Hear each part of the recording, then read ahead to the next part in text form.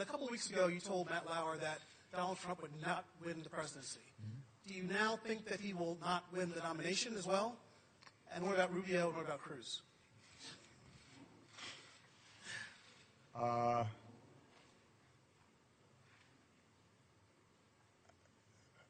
think foreign observers are troubled by some of the rhetoric that's been taking place in these Republican primaries and Republican debates.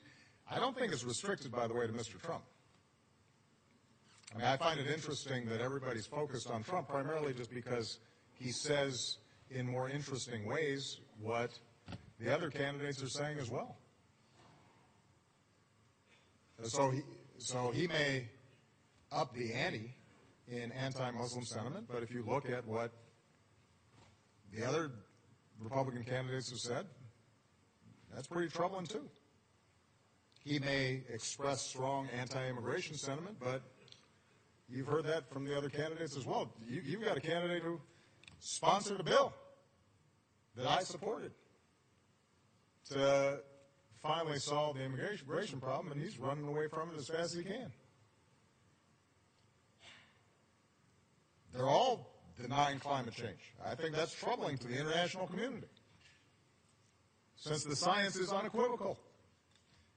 And, you know, the other countries around the world, they kind of count on the United States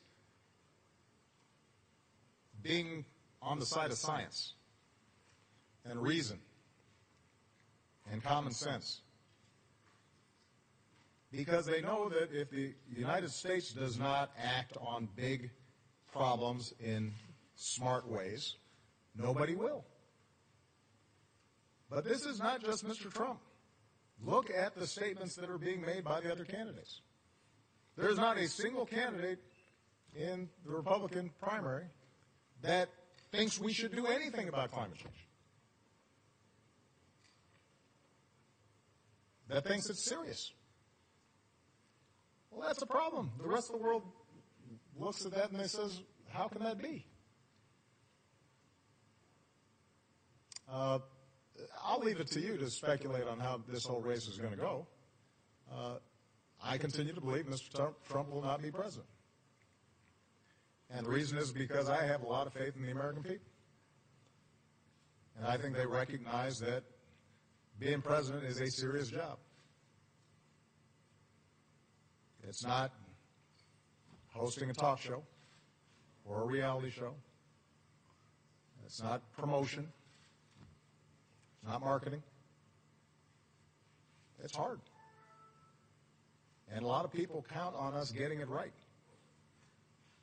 And it's not a matter of pandering and doing whatever will get you in the news on a given day. And sometimes it requires you making hard decisions even when people don't like it. And doing things that are unpopular. And standing up for people who are vulnerable but don't have some powerful political constituency. And it requires being able to work with leaders around the world in a way that reflects the importance of the office and gives people confidence that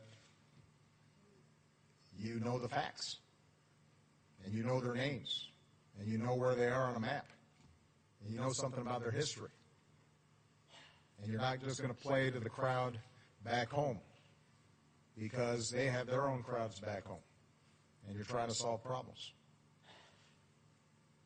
And so, yeah, during primaries, people vent, and they express themselves, and it seems like entertainment, and oftentimes it's reported just like entertainment. But as you get closer, reality has a way of intruding. And these are the folks who I have faith in, because they ultimately are going to say, whoever's standing where I'm standing right now has the nuclear codes with them and can order 21-year-olds into a firefight and have to make sure that the banking system doesn't collapse, and is often responsible for not just the United States of America, but 20 other countries that are having big problems or falling apart and are going to be looking for us to do something. And the American people are pretty sensible. And I think they'll make a sensible choice in the end. All right?